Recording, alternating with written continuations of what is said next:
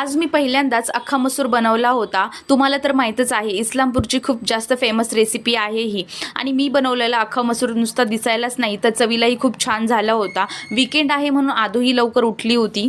त्यानंतर मस्त असं जेवण करून घेतलं। पण वीकेंड आहे म्हणून काय झालं, हे काम तर करायचंच होतं। सर्व भाज्या आणल्या होत्या त्या आधी निसून घेतल्या आणि स्वच्छ धुवून घेतल्या। अशा पद्धतीने आपण प्रत्येक वीकेंडला नेक्स्ट वीकचं प्री प्लॅनिंग करून घेतलं तर आपला पूर्ण वीक एकदम सुखकर जातो आणि आपल्याला भाजीचं टेन्शन येत नाही।